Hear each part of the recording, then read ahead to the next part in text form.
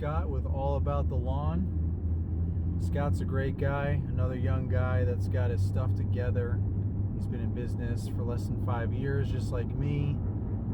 I first met him when I was on one of my properties, and he just came over to me and he's like, "Hey, what's going on, man? Just wanted to see what the rookie was doing." Look who I ran into. What's up, guys? I'm Scott with All About the Lawn. Ran into the rookie here and just seeing what he was doing. You never know who you're gonna run into, man. That's awesome. Well, thanks for stopping by. It was nice meeting you. Yeah, you too, man. So he has a few properties that are on the same street and similar neighborhoods as me. But, you know, again, this is another example of we're not competition. We're just helping each other out. You know, we're peers. You know, we haven't necessarily referred any work to each other, but it's great to be able to see each other on the same street or passing by, and you know, if we're actually on the same street at the same time, you know, we'll stop by and say what's up and chat it up and kind of get caught up on different things, you know, new equipment, you know, business talk. He helped me decide on the trailer that I got because he had the exact same trailer. I was already looking up trailers and I saw his trailer. It's the exact same trailer. It's Proline, but his is just 7x14, mine's 7x16. And I was debating whether or not to get the 7x14 or the 7x16. So seeing his was a little bit smaller, that helped me make the decision to get the 16 foot because I realized that I needed that extra space, that I wanted that extra space. Even if it was a little big now, I could grow into it. So it's just kind of cool to be able to you know, have that camaraderie and just that peer-to-peer, like-minded to like-minded business conversations. And you know, we're always talking and chatting it up, talking about what's next for our business. You know, when I was getting my aerator, I was talking about the potential of that and all this stuff. It's just cool to have someone else live, you know, just like this where we're interacting on camera, but it's really cool to be able to actually talk to someone live and just have conversations like that. So we've developed a relationship over the year, this past year. He's got a really nice setup. I really like his truck and trailer setup and his logo. It's really clean and branded. I haven't seen him for a while, so I can't wait to stop by and catch up. What's going on, man? how you doing? Good, good. Thanks for having me. No problem. This is sweet, man. What kind of truck is this? Obviously, I know the brand, but what? This is a Chevy Silverado 2500. 2500. Yeah, it's a gas one. It's the 6 liter, but it does everything I need to do, so it works good. All right. Is this the only truck that you've had? No, my previous truck was a GMC Sierra. It was a 1500, and it was a 2003, and it just had a lot of miles on it. So I was having some big issues with maintenance and repairs, so I had to get some stuff done to it, and I decided to go ahead and get something new. That way I could go ahead and get it and start working on paying it off and not having to worry about that, and then I can use it to grow the business even more. So nice. And it's been treating you well? yeah, it's worked good. What year did you say again it was? It's a 2016. Oh wow. So yeah, so it's good to go. Sweet, nice. Yeah. What about in the snow? Have you had any kind of snow action? I haven't driven it in the snow. Driven it in the snow? No, I haven't driven in the snow. Have you ever planned on doing anything for the snow, like getting a plow on it or anything like that? I don't think I will get a plow for right now on that. I might get like an ATV with a plow, or I might get that new Grandstand multi-force with a plow on the front of that. Yeah, nice. 'Cause I don't really have any like commercial parking lots that I have to do, and the cost of the plow is a lot, and you know, we usually get 2-3 snows a year, so it would take at least 2 years to pay it off. Yeah. So just not something I'm working on doing right now, but maybe Gotcha. in the future.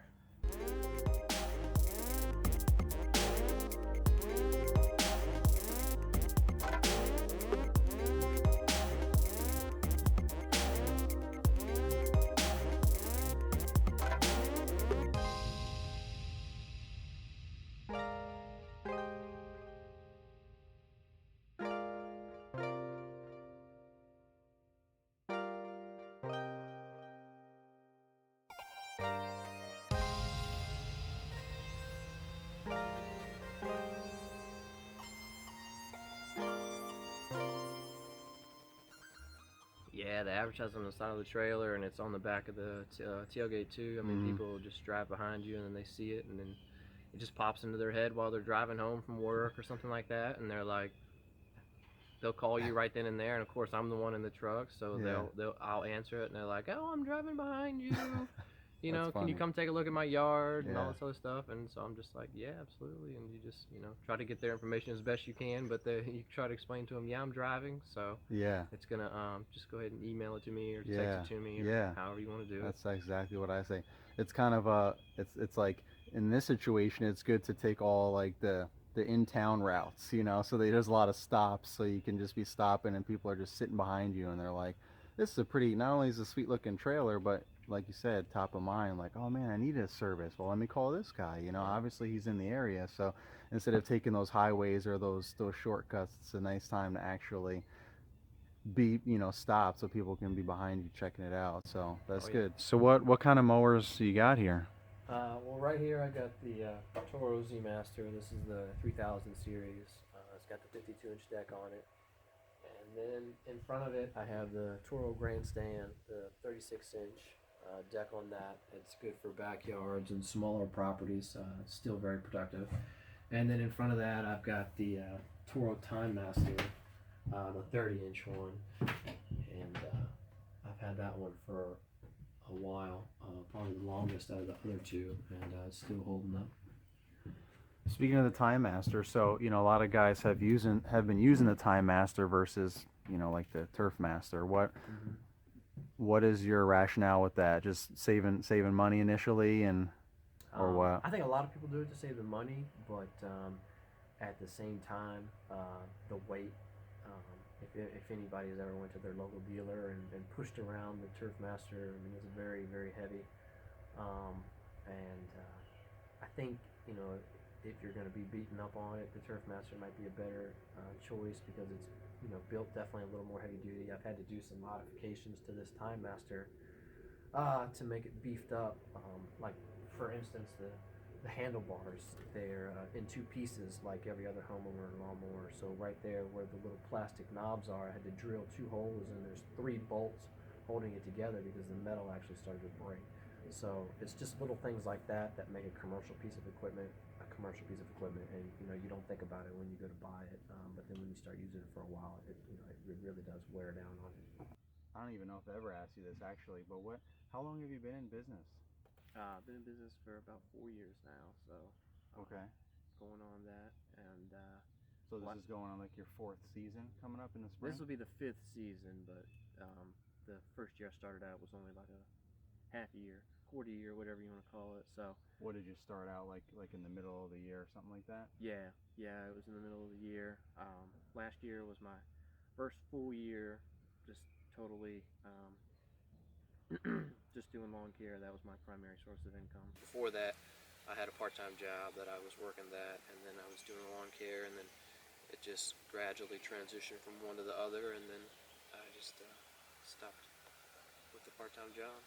Sweet. So why did you start lawn care? Like what was your thinking? What was your goals for wanting to get into lawn care? Started the lawn care thing. It was kind of something that was easier to get into. Not super easy because it takes a lot of time and effort and energy, but easier to get into than some of the other stuff. And I like being outside, so being outside was a good thing, and then also the freedom of, kind of being your own boss, and making sure you can, however hard you work is however much you get paid, so it's easier to make more money that way. Yeah.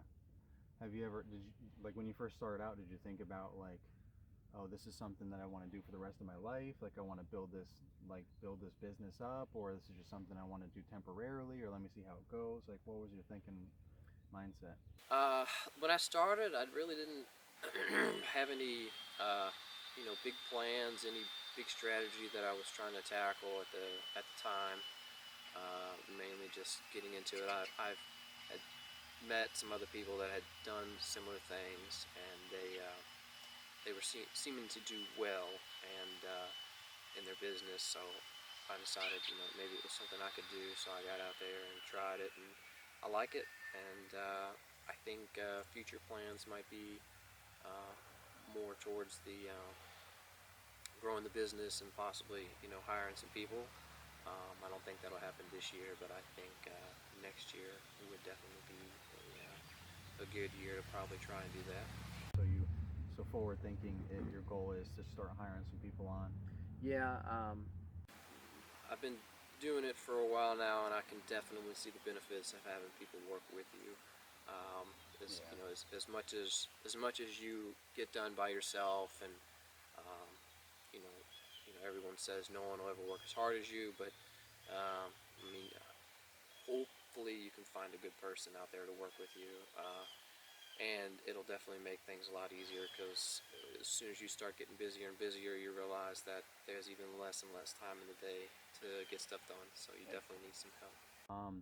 So what's one thing that you have done? What's one of the smartest things that you've done for your business since you've been in business?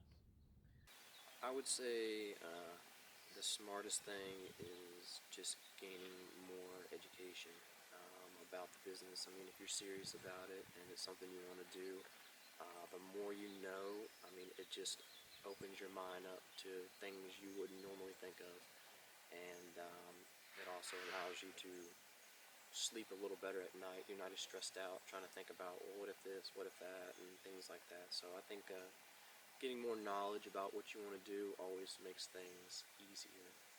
Yeah, definitely. What's something that you would recommend, or what's one tip or advice that you would give to somebody just starting out or already in business for a few years, such as yourself? If you're just getting started out, I would say a good tip is just figure out what you want to do and get started in it. There's no other way to actually learn anything better than actually doing what you want to do.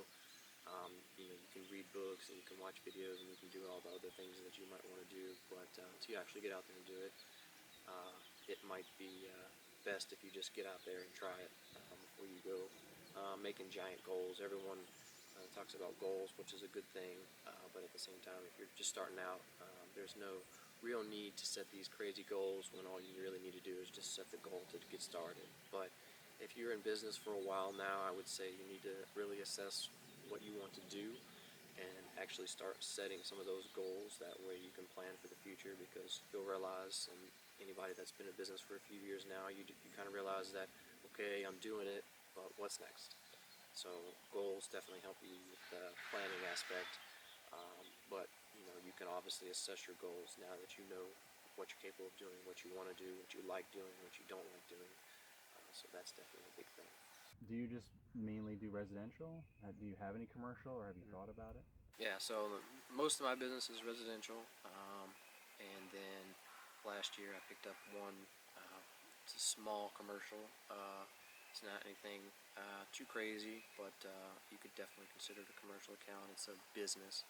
Oh, I think I remember you telling me about that, right? It was like Yeah. a little parking lot stuff you take care of, right? Yeah, it's a veterinarian place, and I cut the grass there, and they've got some bushes, nothing too crazy, and it's relatively a new business, so it's definitely a good opportunity to start out with something like that that's small and not as serious as trying to take on an apartment complex, or a business somewhere where you're managing a 3-acre property, whether it be retail space or something like that. So it's something small, but most of my business is residential. How did you get involved with that? How did you get that account? I actually met a guy that happened to be the guy that built the office building for the person, and he put me in touch with the doctor that owns the place, and I got the commercial account, and I got his residential address as well. They're both part of my clientele for Nice. the weekly routine. A little 2 for 1 there, huh? Yeah, it's not bad. Yeah. So I mean, now that you have that one commercial property, what is your opinions on commercial versus residential? Is that something you would do more of? Are you like pursuing it? Are you just gonna, if it just kind of comes along your way like this one did, you might accept it? Or what are your thoughts on all that? I think maybe once the business grows, it's something that I could pursue more. I mean, if something comes my way that I can definitely handle, I'm not going to be opposed to taking it. If you just give them your price and it's either a yes or no. I mean, there's plenty of work out there, especially in the area we live in. I mean, you can drive, 15 minutes now and find a neighborhood with hundreds of homes. So the work kind of seems like it's endless around here, but at the same time, you just have to get your name out there and get known. So I think for right now, residential will be a bigger push. They're a little bit easier to get, and obviously they're going to be a little bit more local, less driving to and from. If you can stay in a neighborhood and get all your work done in one neighborhood for a day, it's going to be a lot easier than driving around to 6 commercial properties and trying to knock them out in a day. Nice. So in 1 minute or less, what are your hobbies? What do you do when you're not mowing lawns and taking care of people's property? So when I'm not working, I just hang out with friends and family and stuff like that, and then I have hobbies like going to the range and doing some shooting just for fun. I think my most expensive hobby is definitely my business. It's something that I'm really interested in, so that takes a lot of my money. So I don't have tons of money. A lot of hobbies are expensive, so I like going to the range, but it costs money to go there. And then I like going fishing, but that doesn't cost as much money, but it does take time. So fishing is a good thing. And then I also like detailing, so like I keep my vehicles pretty clean and stuff like that. So that's one of my hobbies that for some reason it brings me a lot of satisfaction. So it's something that I do. Yeah, I think a lot of us can relate to that. So it's definitely this is probably a hobby for some people that has turned into an actual business. Like everyone's kind of got their own story, but I know that's a popular one too. Well, thanks, man. Yeah, I appreciate it. Absolutely. Thanks for having me. No problem. Thanks for watching. Please like and subscribe, click the bell for notifications, and add the playlist to your library for future episodes.